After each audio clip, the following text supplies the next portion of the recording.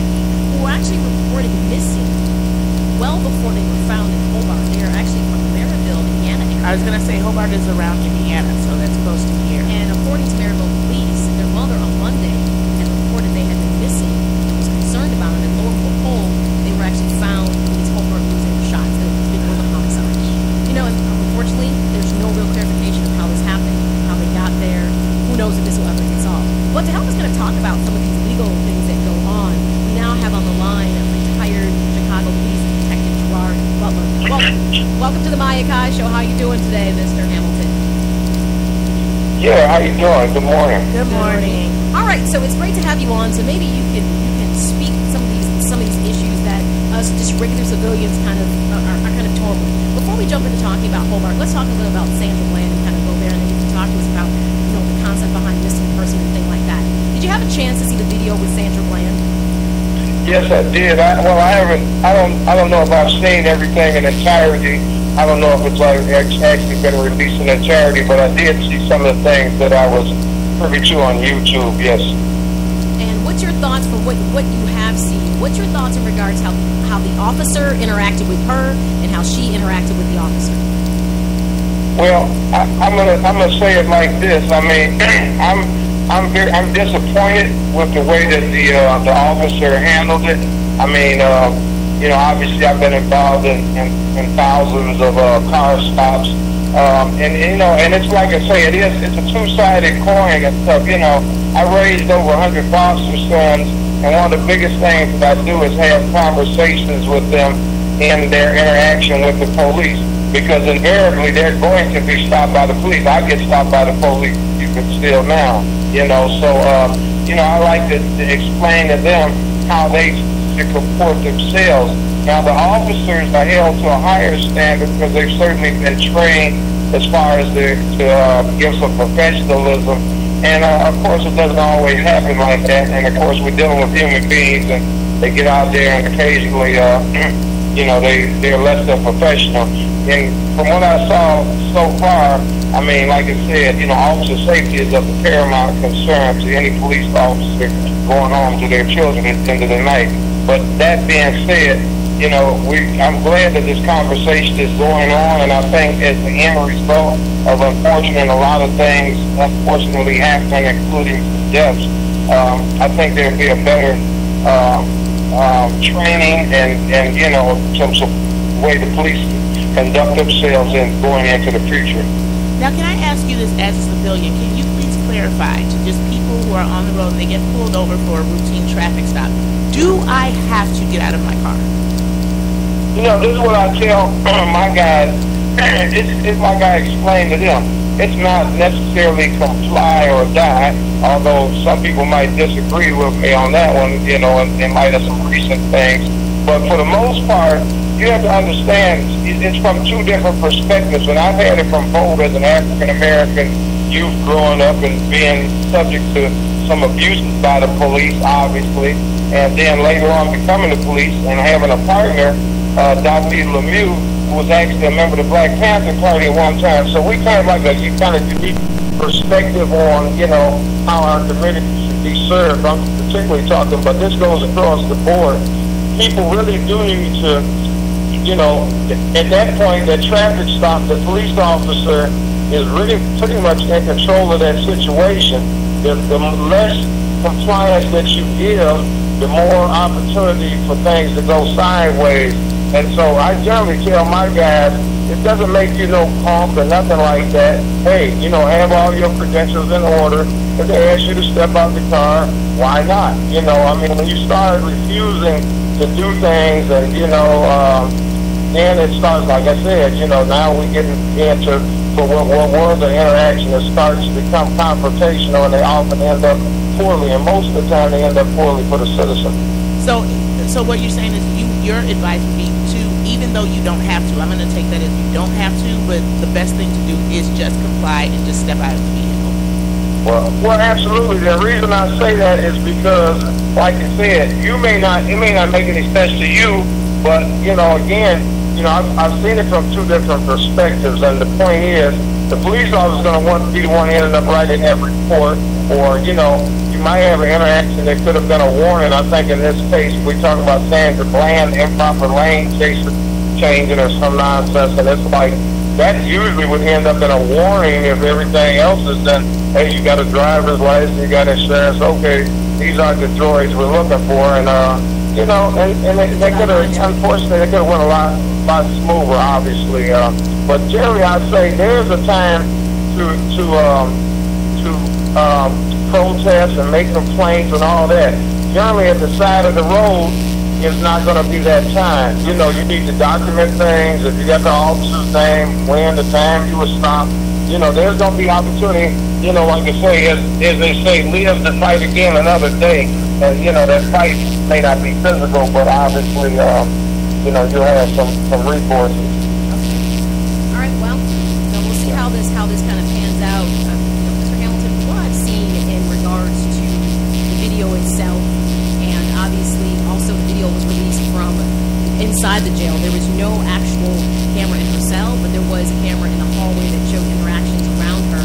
It'll be interesting how this kind of pans out, because there's no way to determine actually if someone was in the cell with her based on the time lapse. In the hallway, it seems like there no one was, but there's just a lot here that doesn't make sense, and obviously social media is going to kind of push this up. So, you know, thank you for your input. You know, I think a lot of people need to hear that from somebody in law enforcement. You know, the thing about that, we're talking about two separate things. What happened at the jail, you know, what happened on the street I think it was some wrong on both sides of that. But what happened at the jail is going to be under total scrutiny by the FBI and everything else. But it is standard procedure not to have cameras inside of a cell. You know, the hallway would kind of indicate if somebody went in and out of that, you know. But again, there is going to be a thorough investigation, and that's what these things merit. And if there's some wrongdoing, then certainly, you know, there's going to be some penalty for that. What about in regards to, they said that there was a trash bag in her cell that she used to hang herself. Is that odd? Is there not standard procedure that there should be nothing in the cell like that? Well, I absolutely agree with you, and I'm sure, again, like I said, you know, some people are talking about, oh, well, those police murdered her, and I don't know that that's the case, and, you know, that, again, there's going to be a full investigation of that. I don't see anything necessarily indicating that, but even still, like you said, you have a responsibility, and their rules and regulations and stuff apparently were violated, because to the best of my knowledge, you wouldn't want to, I've never been an actual lockup keeper, but, you know, it seems like common sense, you don't want to take shoestrings, you know, so we should probably be taking everything that somebody could, you know, potentially harm themselves with. We're talking with retired detective Jabbar Hamilton, who's from the Chicago Police Department. Quick question, have you had a chance to check into the story about the two brothers that were found in Hobart, Indiana, murdered? They were found shot in the woods, the Lackey brothers? Yeah, I heard about it, and I heard they were, you know, actually biological brothers, and I did understand that they were, in fact, reported missing 2 weeks ago, and it's, you know, obviously a sad and unfortunate situation, but I don't really know, I don't have a whole lot of details. Again, it's an out-of-state investigation, and, you know, I can tell you, being a former homicide detective, and my name is Gerald Hamilton, by the way, but, you know, part of the investigation is they're going to go back to the last time that they were seen, you know, who were they in company with, what is their habits, are they involved in a drug, gang activities, things of that nature. So they're going to go back to the last time point that those kids were seen alive, and try to connect the dots, and then hopefully some information will pop out now that they've been found. Somebody will come forward to the authorities to give us some tips on that. What's the standard procedure when somebody's reported missing? Well, you know, there isn't a standard procedure. I mean, again, I've raised over 100 foster sons, and I've had some kids that what they call habitual runaways. And unfortunately, you know, if they get to be, you know, 17, 18, and, you know, they ran away, you know, I haven't had any runaways personally in my house, but I mean, they have it on record, most of them, like when they're in residential institutions, things like that. And they'll make a report about it because that's obviously prudent.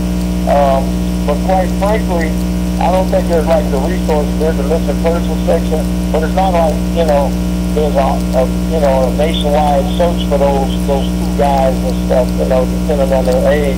But they do have what they call tender age missing. If there's a 5-year-old missing or somebody in a poor mental state, well then, yeah, that's different. Then the police are stopping at what they're doing, and they're out there actively searching for them in every area that they possibly might. All right. Thank you for checking the show. We appreciate you giving your input and perspective. Thank you. A law enforcement individual, because often, like I said, we speak with Thank you very much. Civilian standpoint. So thank you for checking in. Yes. All right.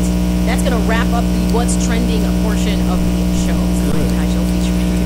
We're going to go ahead and jump into POV, point of perspective. How people look at things is always different. It's based on experience, background, etc. We're going to start out talking about